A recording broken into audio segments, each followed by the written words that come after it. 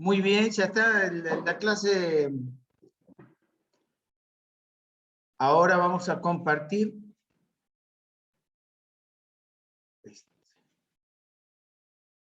Bien. Pastor, Sí. ¿sabe que no había entendido lo último que dijo de Génesis 1:30? Usted hace referencia entonces que ese versículo habla de que estaba permitida la carne, digamos, comer antes del diluvio. Antes del diluvio y antes del pecado. Recordemos, Génesis capítulo 1, Génesis capítulo 2, y el pecado lo tenemos en Génesis capítulo 3. Entonces, si estamos hablando de Génesis 1:30, estamos diciendo que cuando Dios terminó todas las cosas, le dijo al hombre que de todo lo que había hecho, él podía comer. A mí me llama la atención porque, bueno, no es la forma tradicional, digamos, que conozco de interpretar el versículo. Ah, Como por eso que le preguntaba. claro, sí, sí, sí. Yo lo interpreto en forma gramatical. Yo entiendo castellano, no soy un erudito, pero lo interpreto en forma gramatical. Y es de todo lo que el Señor había creado, le había dado para comer. De todos los árboles del huerto, él podía comer, a excepción el árbol de la ciencia del bien y del mal. Es un artículo determinante, es único, es aplicable solamente a ese árbol, no se podía cambiar. ¿Sí? Bueno, esa es la forma en que yo analizo e interpreto las escrituras. Sí, hermano. Aparte, acá una querida hermana dice que nos dio unos dientes buenísimos para comer carne.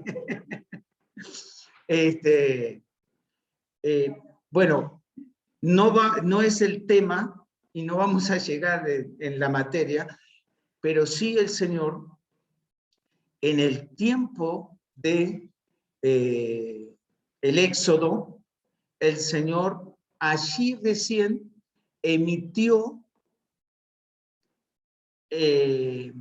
específicamente de cuáles animales no deberían ser comidos por el pueblo de Israel.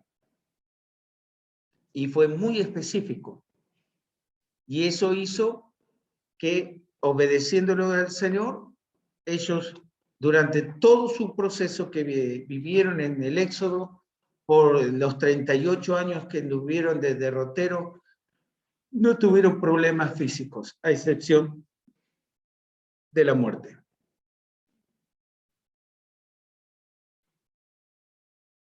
¿Bien? ¿Escuchaste alguno que dijera o expresara que el versículo no dice lo que dice, que estaba prohibido comer carne?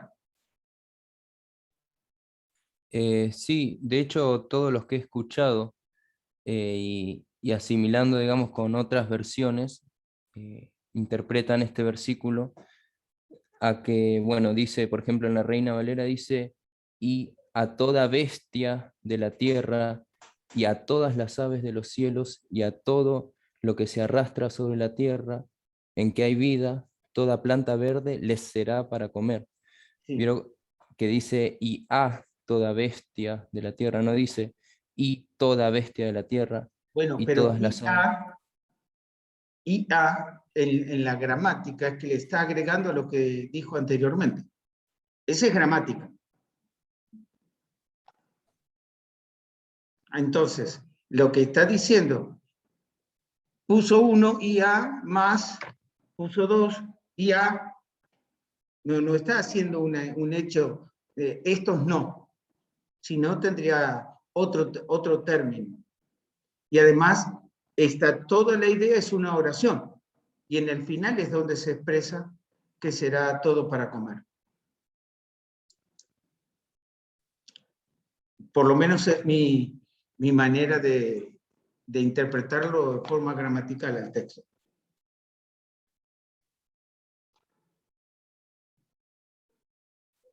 ¿Bien? ¿Matías? Sí, pastor. Sí, No, está bien. sí, yo lo veo, digamos, de otra forma, pero está perfecto. Muy bien. ¿Dónde estamos?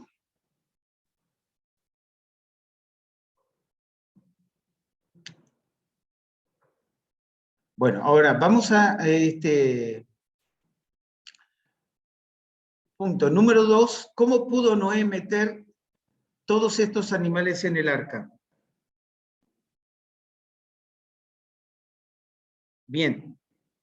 Dice, debemos preguntarnos ante todo de cuántos animales estamos hablando. ¿Millones? ¿Cientos de miles? De ninguna manera.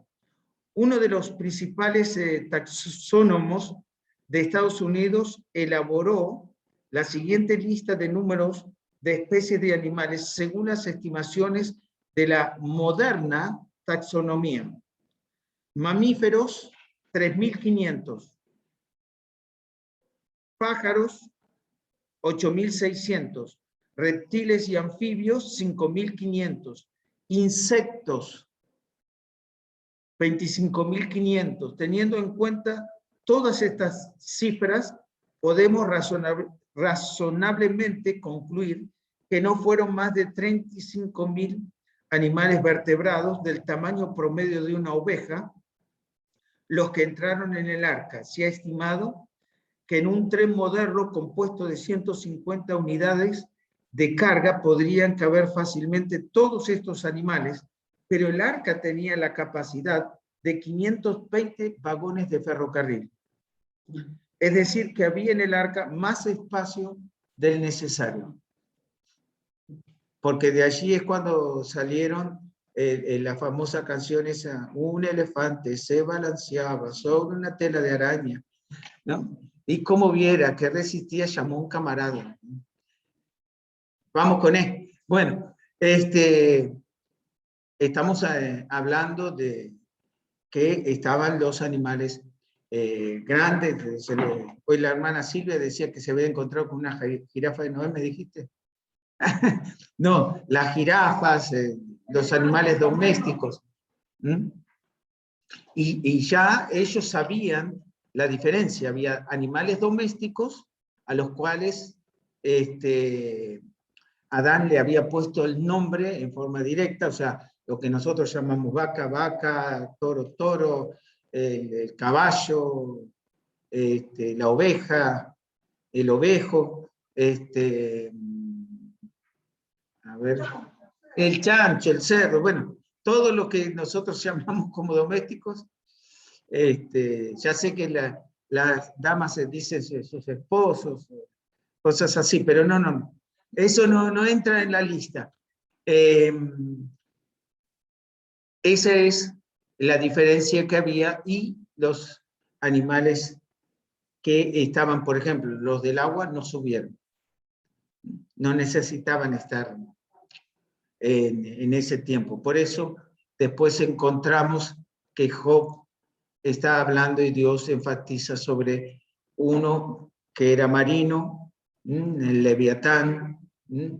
Así que encontramos que aún después había todavía ese tipo de animales. Pero por lo menos tenemos una idea aproximada de cuántos animales se hicieron en progresión, la posibilidad.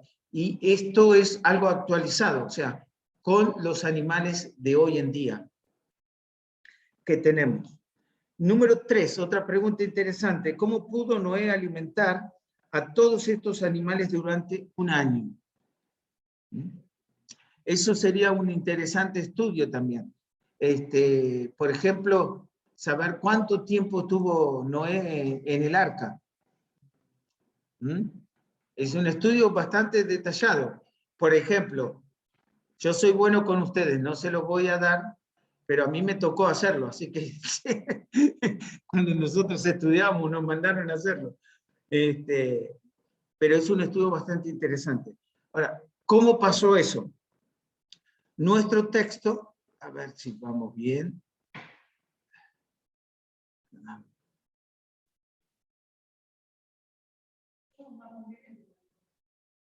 Sí.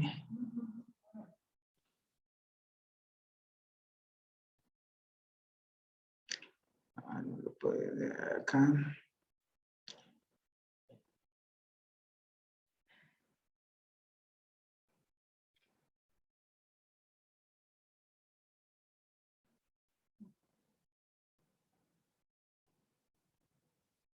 Bueno. A ver. Sí. Ahí. ¿Cómo pudo Noé alimentar? Y ahora, una solución posible. Lo están viendo, ¿verdad? Muy bien, una solución posible pudo haber sido el misterioso y extraordinario factor de la fisiología animal, conocido como hibernación, capacitando al animal para soportar largos periodos de completa inactividad. Esta sugerencia no está fuera de razón, porque los animales entraron en el arca de dos en dos y salieron de igual manera, incluidos los conejos. La descripción del diluvio. Por ejemplo, ya sabemos que varios tipos de los animales invernan. Como el oso. Muy bien. Así que podría ser. De igual manera, Dios capacitó a Noé para la provisión de los animales, de sus alimentos y también de la limpieza. Porque ya sabemos que eso también implica. Y Dios lo hizo así.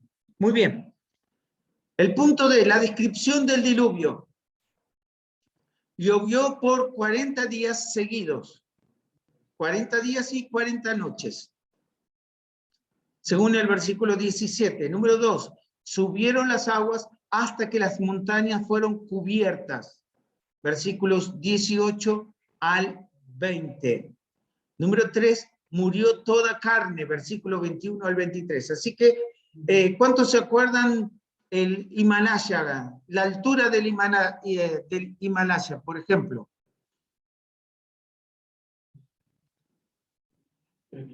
No, como 3.000. 8.775 creo que es aproximadamente, metro más, metro menos. Bueno, de ahí tenemos 3 codos más que la altura del Himalaya, y que estás hablando de por lo menos 1,5 metros más de la altura del Himalaya. Ese es para que tengas una idea. Si nosotros decimos tenemos el Aconcagua se ahogó completamente, porque ese es 1800, creo, 86 por ahí. Así que, pero superó al Himalaya por 3 codos más arriba. Muy bien. Número 3, murió toda carne. Versículos 21 al 23. Número 4, las aguas prevalecieron sobre la tierra por 150 días. 150 días. Eso nos señala cada mes 30 días. ¿Cuántos meses son? 5. 5, muy bien, 5 meses. El diluvio, ¿fue el diluvio realmente universal? Es que algunos lo cuestionan, que dice que fue local.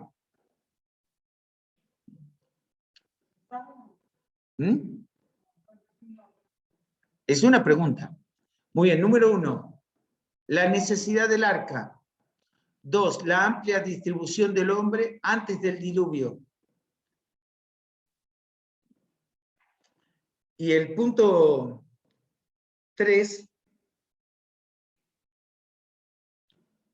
allí,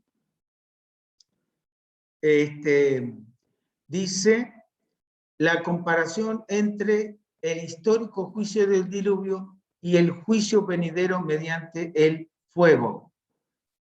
Que eso va a ocurrir en Apocalipsis 21, donde dice que Dios va a hacer de lo existente cielos nuevos y nueva tierra. Y Pedro nos ayuda a entender, ahí en capítulo 3, versículo 3 al 7, que va a ser mediante fuego. La anterior vez lo hizo mediante agua y ahora lo va a renovar todo con el fuego. Entonces, como la Biblia claramente indica que la tierra será quemada totalmente para renovarla, así fue la inundación. Número 4, si el diluvio fue local, Dios entonces engañó a Noé cuando le prometió que nunca más enviaría a destruir la tierra. Capítulo 9, verso 11.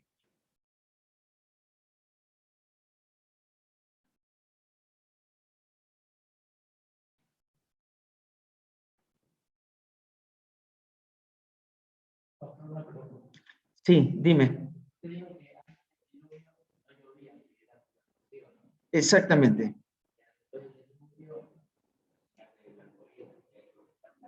Exactamente. Bien. El número 5, podemos encontrar tradiciones del diluvio en la historia de cada civilización antigua. Y una de las más interesantes que conocí es que en el interior de África, una de las tribus, que sigue siendo tribu en el día de hoy, tiene una historia de un hombre que hizo un arca.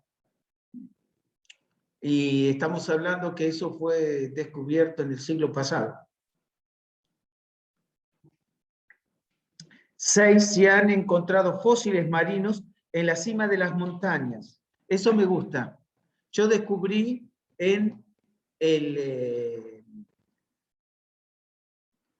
los Andes, hay un lugar que se llama Las Cuevas. ¿Alguien sabe de lo que estoy hablando? O las bóvedas, mejor dicho.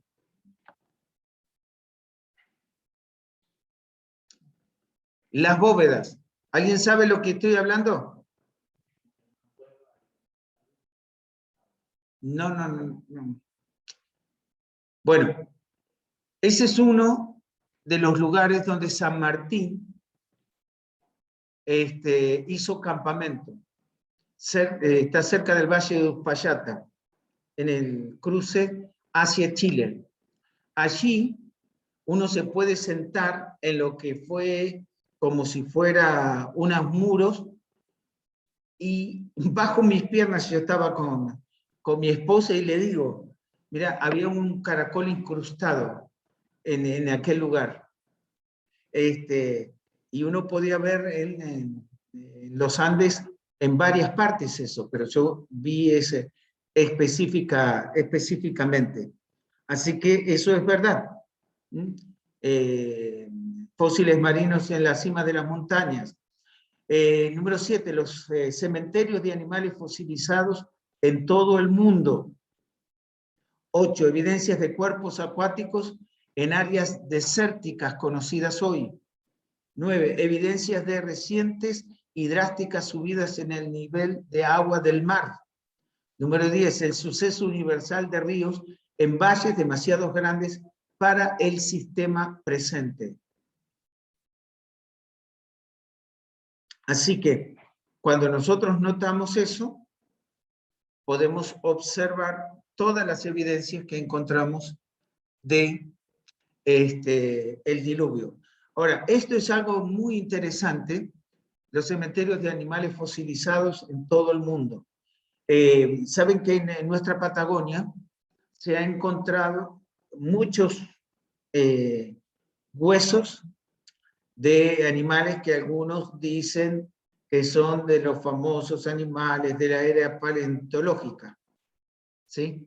La única descripción que ellos no pueden ver o dar razón es cómo es que fueron conservados en la manera en que fueron muertos y sepultados. Eso simplemente habla de una catástrofe tan repentina, tan rápida, que los encerró y ¡pum!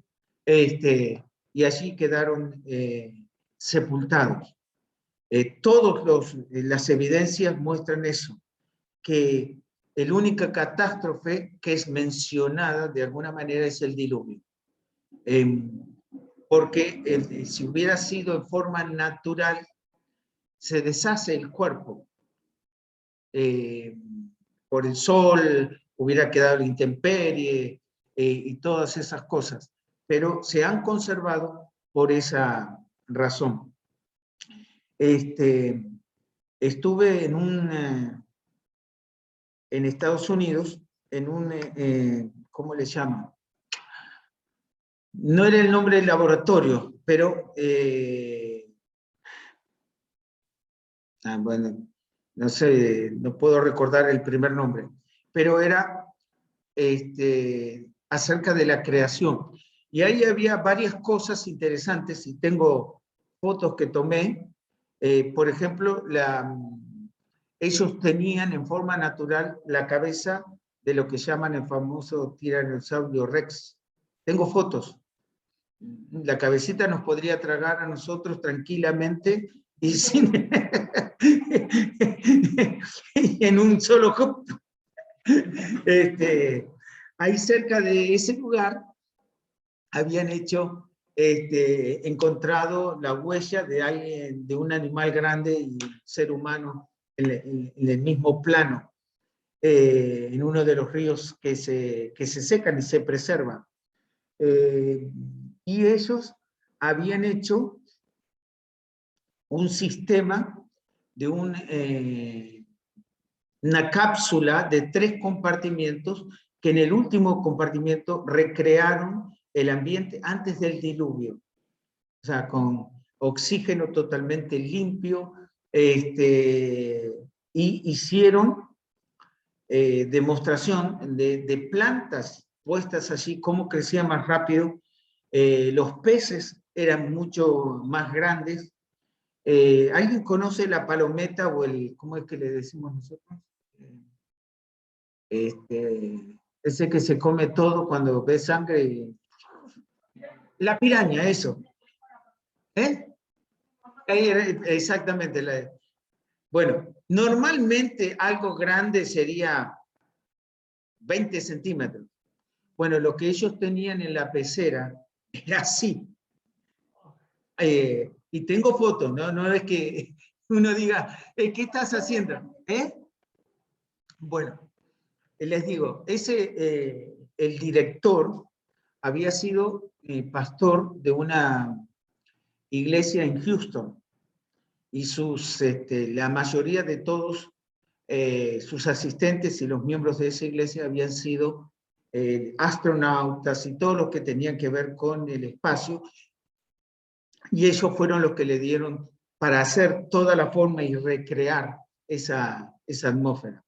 Lo interesante que ese hombre, que se llama, o tal vez se llamaba, ya está, posiblemente ya esté en el cielo, Carl Vogt, él estuvo en el año 76 en Uruguay, y yo lo conocí en forma personal, y después estuve allá en el año 2000, en ese tiempo, y estaba Mirta conmigo en ese viaje, que fue lo que estábamos viendo. Y entre eso, ellos mostraron en la secuencia que la esposa del pastor se había infectado mal una de sus piernas, y le hicieron lo que hoy llamamos cámara hiperbárica. ¿La sintieron nombrar? Bueno, eso es ponerte la pierna o lo que sea en una cámara con oxígeno, pero totalmente limpio, nada de como normalmente pasa o está afectado. Y cuando eso ocurre, las heridas más graves sanan mucho más rápido. Bueno, todo eso yo lo vi y lo viví allá en aquel tiempo cuando tuvimos, porque eso estaba en Texas. Y tuvimos el privilegio de ir y estar con ese pastor. Y ellos en esa cámara hicieron eso. Pudieron en la última de las cámaras tener o recrear el clima antes del diluvio, y era totalmente impresionante. Muy bien. 6. La fecha del diluvio. Si consideramos el año de la creación de Adán como año 1, entonces Noé nació en el año 1056. Recuerden que esa fecha la tomamos desde el pecado, ¿sí? Génesis 3. Y Dios dio a Noé 120 años para advertir y predicar a los hombres. Él tenía 480 cuando empezó el arca, y tenía 600 años cuando Dios envió el diluvio. Capítulo 7, versículo 3. Entonces sería 1656, y habla del día 27 del segundo mes, la familia salieron del arca.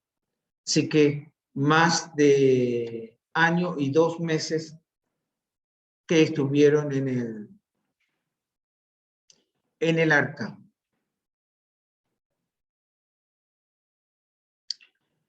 Bien, punto 7. El diluvio se acaba. Capítulo 8, versos 1 al 12. Dios se acordó de Noé, versículo 1. Se cerraron las fuentes del abismo y las cataratas de los cielos, versículo 2. Las aguas decrecían gradualmente sobre la tierra, versículos 3 y 5. Y el arca reposó sobre el monte Ararat.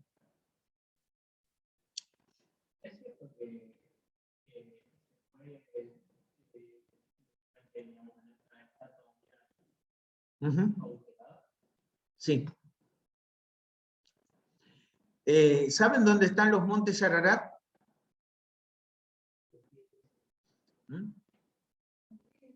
Y no, por si acaso algunos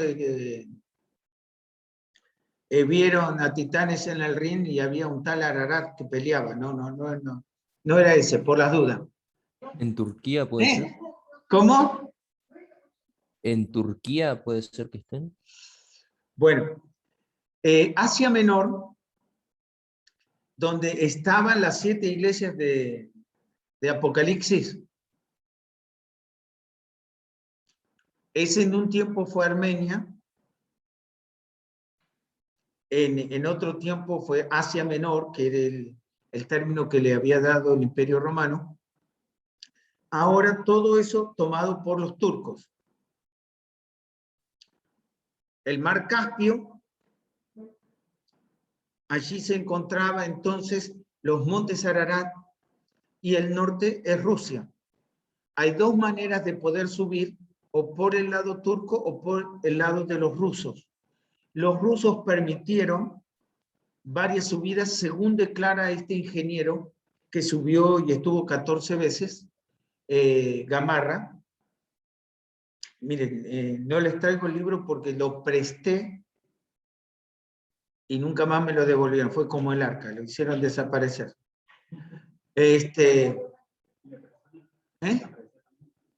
Y la persona también, y la verdad, si te digo a quién se lo presté, no me acuerdo tampoco. También puede suceder. No, ahora no me va a decir que estuve en el arca, por las dudas, ¿no? Ya veo las intenciones.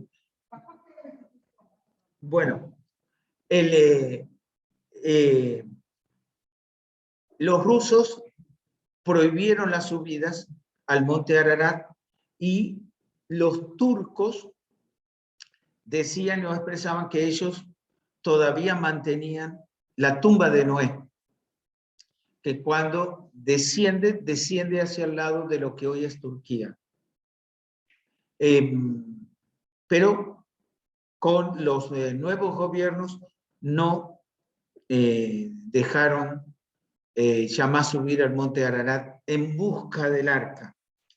Uno de los astronautas, Irwin, de los que estuvo en la Luna, él había programado y había obtenido los permisos para ir, buscarla, bajarla y rearmarla. Pero si eso ocurría, a los comunistas se le arruinaba su ateísmo. Entonces, este, lo prohibieron totalmente. Ahora, sí hay fotos. En ese libro, muy interesantemente, había fotos satelitales, fotos tomadas desde uno de los ferrocarriles o de los trenes que pasaba por el monte Ararat y había, bueno, las fotos que había sacado este ingeniero en forma personal con su hijo. Así que las evidencias están. La que lo crea, y el que no lo cree, bueno, ya sabemos por qué lo niegan, porque se descubren y la verdad puede estar allí en los periodos que no se congela tanto, dice que la proa del arca todavía es visible. Ahora, déjenme mostrarles algo que para mí es un hecho totalmente impresionante.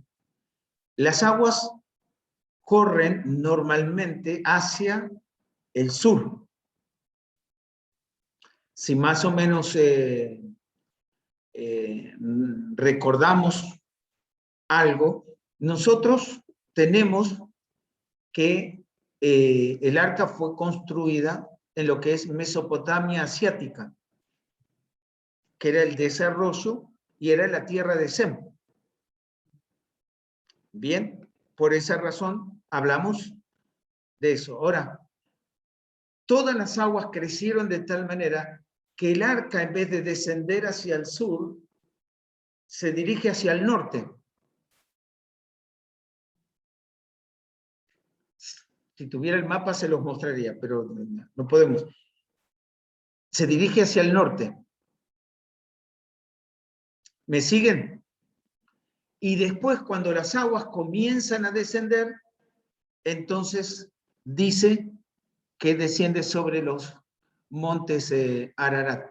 Estoy tratando de recordar si hablaban, no me acuerdo bien ahora, si era 2.800 o 3.800 metros de altura, donde está el arca actualmente. Muy bien, ¿tienen alguna pregunta?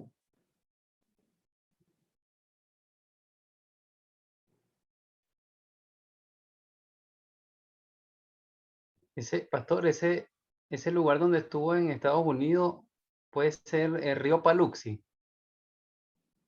¿Dónde está la huella? Exacto, ¿no? Que creo que hay han descubierto varias No me huellas acuerdo así bien el nombre de del río dinosaurio ahora. y de Sí, personas, pues, de hombres. pero era de donde está ese lugar, el río no estaba muy lejos. Nosotros no fuimos, pero no estaba muy lejos el río en esa oportunidad.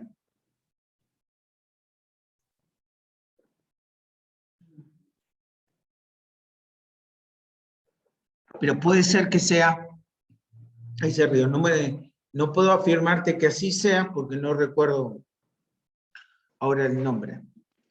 Muy bien, entonces ahí tienen.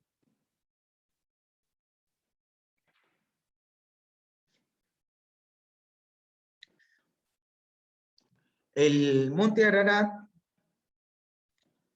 está ubicado en la frontera entre Turquía y Rusia y según algunas expediciones, el arca fue vista en el Ararat varias veces. Noé abrió la ventana y envió un cuervo y no regresó. Estos desgraciados, los cuervos son, ya sabes, cría cuervo y te sacarán los ojos. Y luego Noé envía una paloma, versículo 8, regresó en el versículo 9, la envió de nuevo, versículo 10, regresó con una hoja de olivo en el pico, versículo 11, y la envió la tercera vez, y la paloma tampoco volvió. Versículo 12, porque seguramente se encontró con Pierre no doy una, y este ya decía, persigan al palomo, y ya. Ahora, lo interesante de eso es el árbol de olivo, ¿no? No de cualquier árbol, porque el olivo no es tan alto. Nosotros en Castelar tenemos un árbol de olivo.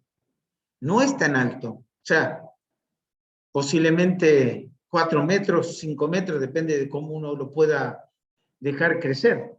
3 metros, creo que es el que tenemos nosotros. Pero la paloma fue sobre el árbol de olivo y trajo una rama de ese árbol. Recordemos que hay árboles más altos. Uno de los detalles que también podemos observar, aún en los días de hoy, que la madera o los árboles sumergidos en el agua en forma rápida no se pudren. Ese es un detalle muy interesante. Hasta hoy leí una nota que en Canadá, cuando hicieron muchos de los diques, sepultaron muchos árboles bajo el agua, y hubo uno que hizo un negocio. El gobierno quería saber nada con eso, consiguió un submarino con una sierra grandota, lo fue cortando y lo fue sacando, y eso le dio un montón de plata. Así que uno tiene que saber lo que hacer con lo que otros no quieren recibir. Pero bien, así que tenemos la comprobación de cómo Noé supo que la tierra estaba seca. Punto 8, Noé y su familia salen del arca, capítulo 8, versículos 13 al 19. Y número 9, Noé edifica un altar y sacrifica. Eso habla excelentemente del agradecimiento de Noé. Y él tomó un animal, y eso nos habla de otra cosa, del sacrificio que hizo Abel. Fíjense, abren sus Biblias allí, capítulo 8, en el versículo 20, en el cual dice: y edificó Noé un altar a Jehová, y tomó de todo animal limpio y de toda ave limpia, y ofreció holocausto en el altar.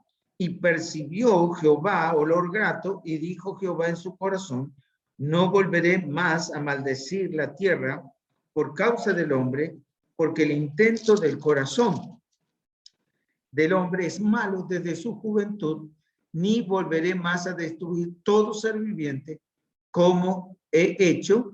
Mientras la tierra permanezca, no cesarán la sementera y la siega, el frío y el calor, el verano y el invierno, y el día y la noche. Así que cuando nosotros observamos, Noé ya sabía o había dispuesto en su corazón qué era lo que iba a hacer y por qué lo debía hacer. Así que el ejemplo de Abel fue transmitido a todas sus generaciones, a tal manera que cuando descienden del arca, lo primero que hace es levantar un altar y sacrificar de todo animal limpio. Ahí hay muchas lecturas que uno puede hacer, porque primeramente los animales limpios, si lo queremos ver así, eran para su alimento. Sin embargo, estuvieron dispuestos, Noé estuvo dispuesto a tomar de esos alimentos para dar sacrificio. Segunda de las cosas fue animales, y supuestamente creo que entre ellos un cordero, por eso fue olor grato a Dios. Quedó de Abel. Entonces, observamos que el ejemplo de Abel fue transmitido a toda la generación, llegando a Noé, y de Noé lo pasa a la nueva generación, aún después de el diluvio. Muy bien. ¿Qué cosa? El cordero sí. Sí. Por eso creo que, porque habla de todo animal limpio, o sea, no solamente de uno, y entre ellos también utilizó el cordero.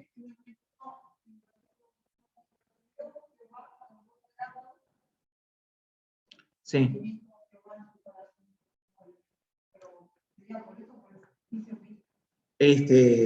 Claro, por eso digo, entre los animales limpios sacrificó un cordero. Sí. Muy bien. Número 10, el arca es un tipo de la salvación.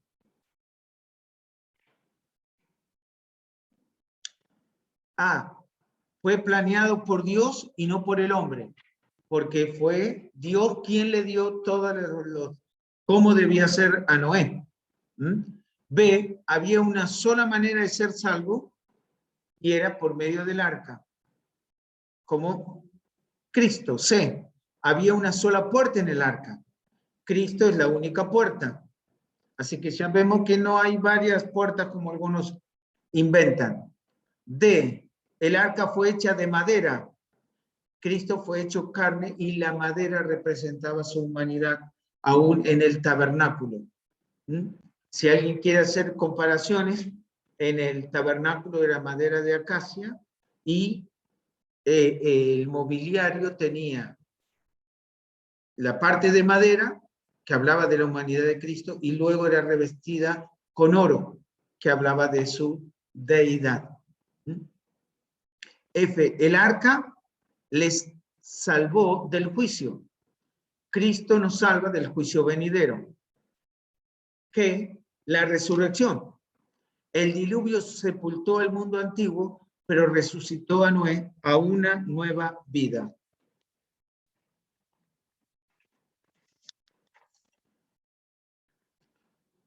Muy bien. ¿Hay alguna pregunta?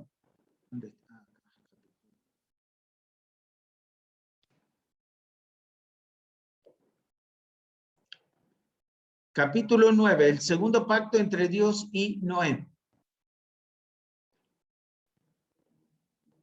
Otro punto de polémica.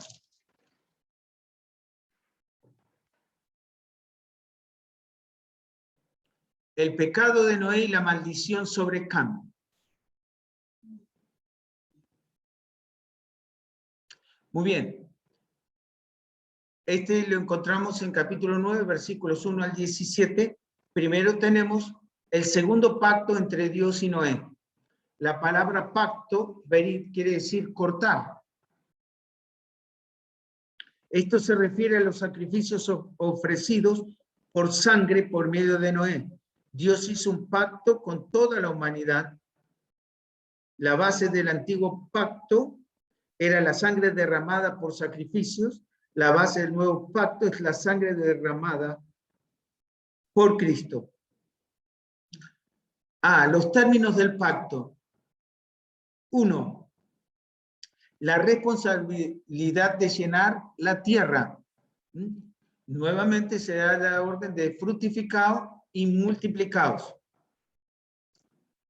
2. El temor a los animales por el hombre es profetizado. Allí en el versículo 2, el temor y el miedo de vosotros estará sobre todo animal de la tierra y sobre toda ave de los cielos, en todo lo que se mueve sobre la tierra y en todos los peces del mar, en vuestras manos son entregados.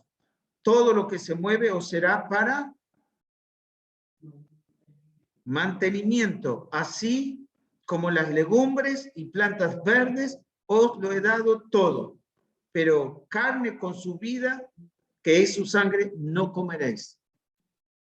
Bueno, ahí tenés, hermano Matías, que estabas preguntando sobre lo de todo alimento de carne. Nuevamente se vuelve a dar toda carne para el alimento, el mantenimiento del hombre.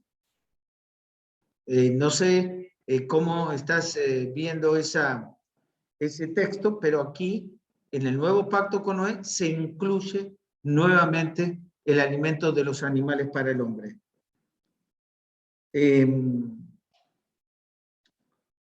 Bien, déjenme... el temor a los animales por el hombre es profetizado. 3, el permiso de comer carne de animales, versículo 3. 4, la advertencia de no comer con su sangre. Y 5, el principio de no derramar la sangre de hombres y el castigo sobre los que lo hacen, versículos 6, el que derramare sangre de hombre, por el hombre su sangre será derramada, porque a imagen de Dios es hecho el hombre. Esta es la institución de la pena capital, y la pena capital está dada antes de que Moisés escribiera la ley. Bien. Entonces, ¿qué se dio? La pena capital fue dada bajo el gobierno humano, que sería la otra forma de ver Génesis en forma dispensacional. Hemos visto el periodo de la inocencia, su juicio a través de, por el pecado, llega entonces a ser echado del huerto de Edén. Luego llegamos entonces al periodo de la conciencia, el juicio es el diluvio, y ahora vamos a entrar al periodo del gobierno humano, donde Dios le da autoridad a los hombres, ¿m? Para ejecutar entonces todo aquel que mata a otro hombre. Es un hecho civil. ¿M? Muy bien. En nuestras notas, Romanos 13, 1 al 5,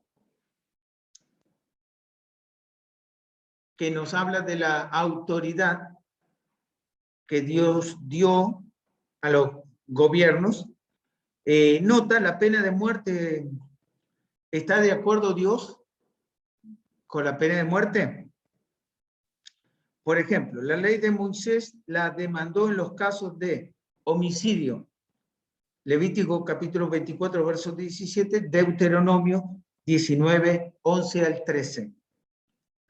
En la idolatría, Levítico 22 y Deuteronomio 17, 2 al 7.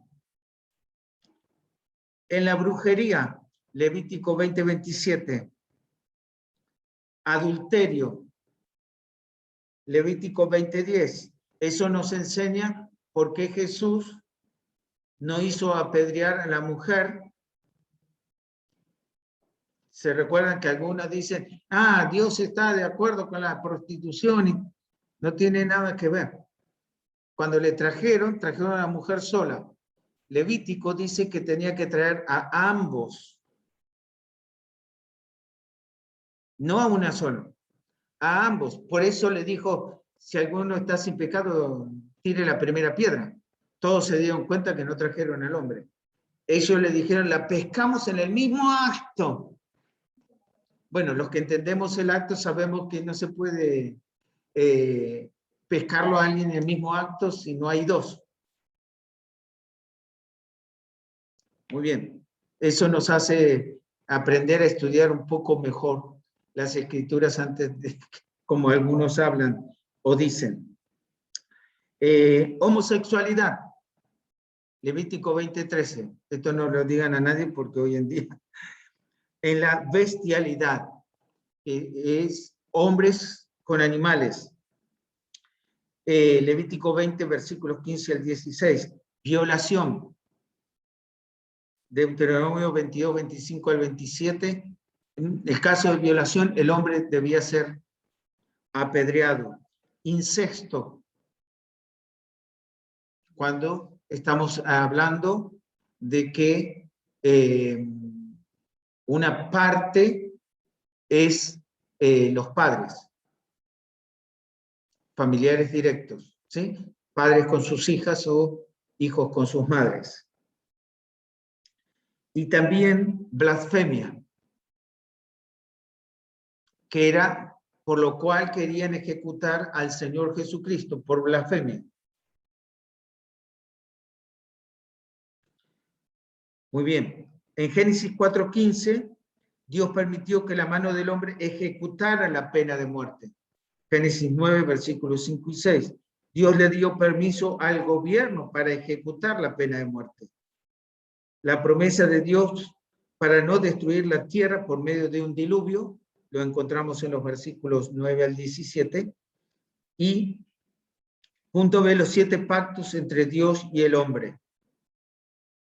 Número 1, el pacto con Adán. Proveyó su felicidad en Edén mientras que se resistiera a la fruta prohibida. Génesis 2, versículos 16 y 17. 2, el pacto con Noé se refiere a la tierra y a sus estaciones. Capítulo 9, versículos 8 al 17. Número 3, el pacto con Abraham. Proveyó la bendición de Dios en la tierra prometida. Génesis 12, versículos 1 al 3. 4, el pacto con Moisés. Las bendiciones de obediencia. Éxodo 19, 5. 5, el pacto de restauración. Una introducción al nuevo pacto, al regreso a la tierra prometida y la restauración del corazón para aquellos que se dediquen a Jehová.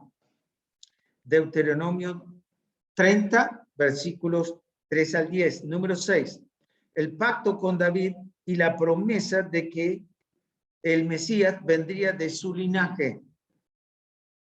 Segunda Samuel 7, 16.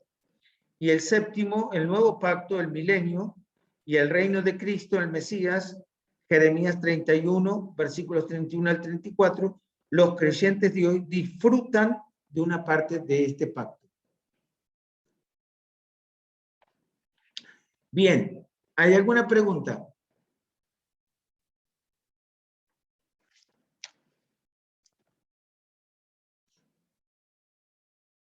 A mí no me queda claro lo que dijo sobre el adulterio de la mujer. Bueno, yo lo puse como ejemplo. El adulterio, según el texto del Levítico que nosotros encontramos allí, debía traerse a ambas personas, la mujer y el hombre. Bien, cuando le trajeron a Jesús, solamente trajeron la mujer. Entonces, y le dijeron, Moisés mandó apedrear a tales mujeres. ¿Qué dices tú? La encontramos en el mismo acto. Bueno, entonces, ¿qué le dice Jesús? El que esté sin pecado, tire la primera piedra. Ahora, ¿cuál fue el pecado de ellos?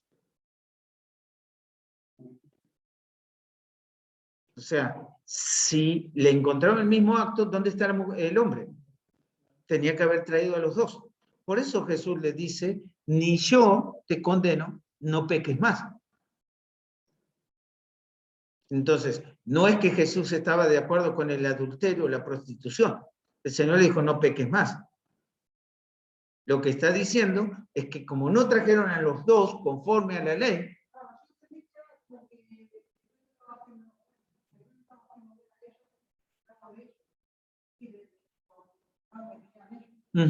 bueno, pero el pecado de ellos en relación a lo que ellos estaban diciendo era la mentira porque al hombre no lo trajeron. Conforme a la ley, es eso. Ah, bueno. Sí, sí. Ahora está más claro. Gracias. Bien, pero esa es la idea, es cómo nosotros necesitamos ver y observar. Bueno, ya estamos sobre el horario. Lo que... Sí, dime. Sí.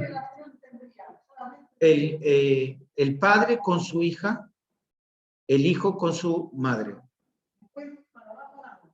No, porque después, bueno, podría entenderse, pero entre hermanos hay otra figura que ahora no me acuerdo. Ah, pero específicamente habla de... Exactamente. Ahí tenemos el caso, por ejemplo, de Rubén que se subió a la cama de Jacob,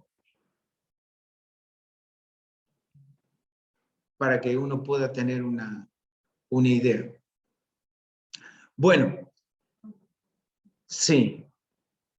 Voy a ser rápido y lo vamos a tocar de vuelta el martes que viene, pero ustedes pueden ver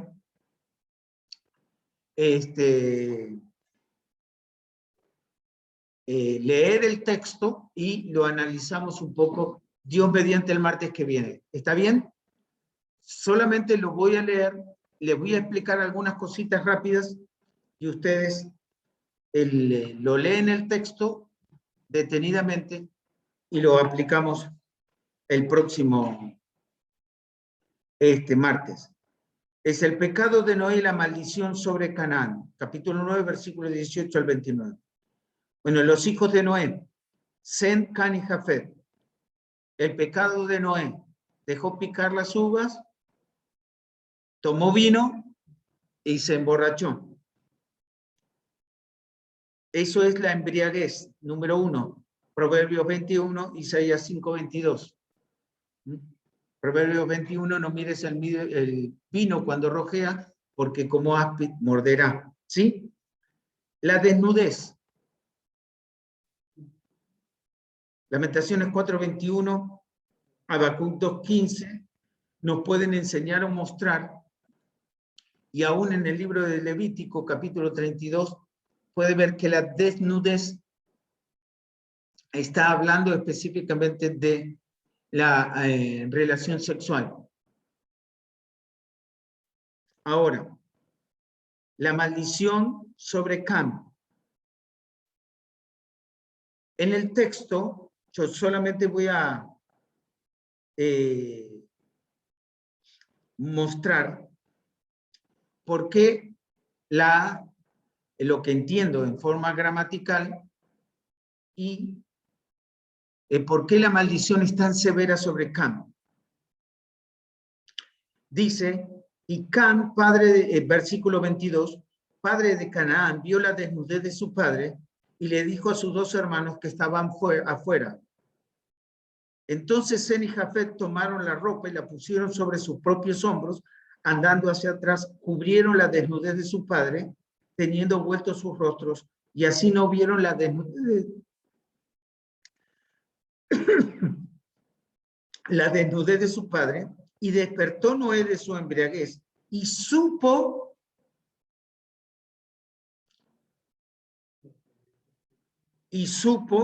lo que le había hecho su hijo más joven.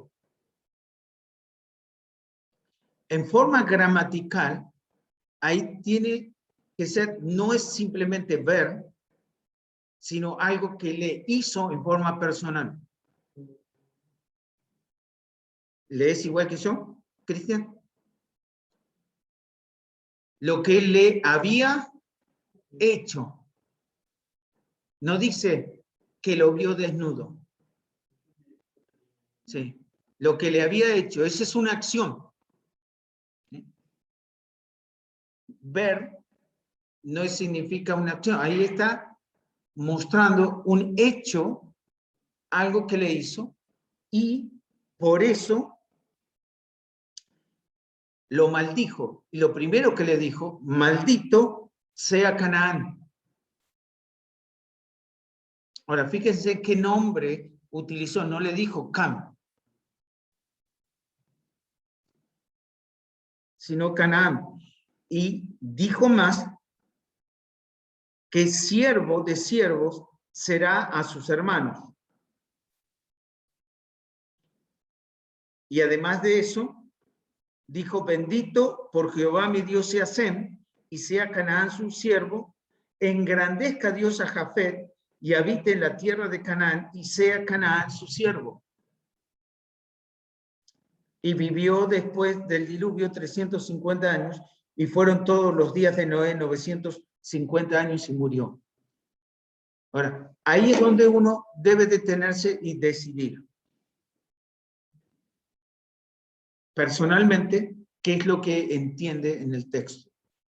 Yo entiendo que el término desnudez es que desgraciadamente, ¿por qué razón le pasó a Cam, que fue tentado para hacer lo que le hizo a Noé? Por eso la maldición es tan severa.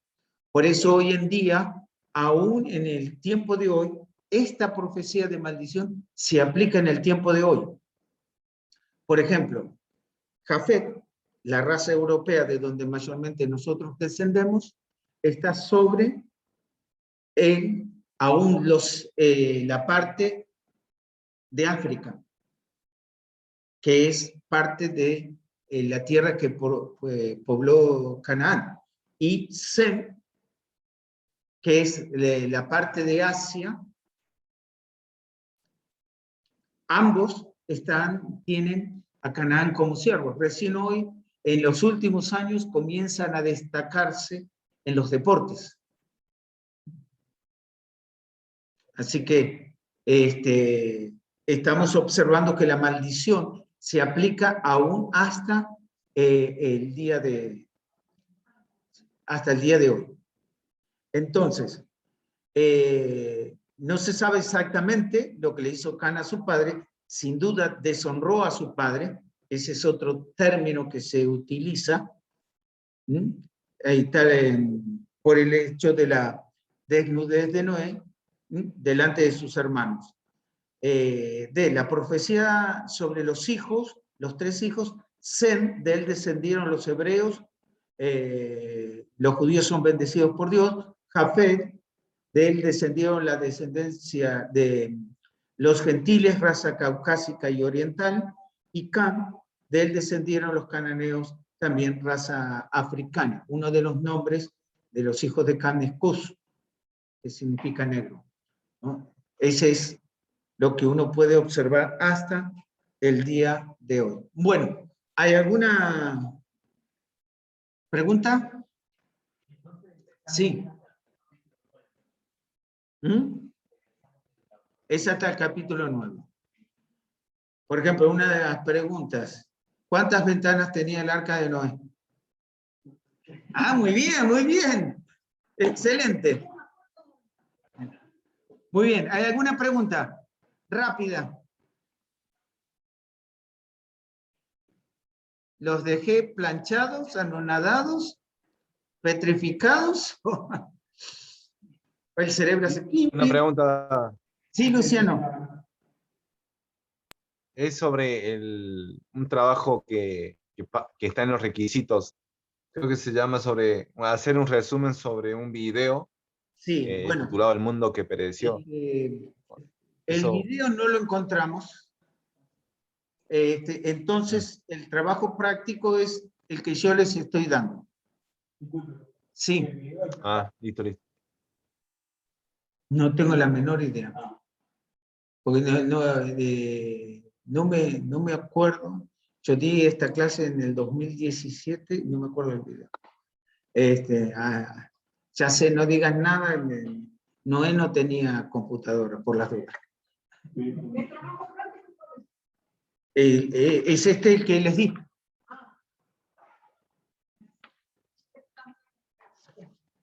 Sí. Bueno. ¿Alguna otra pregunta?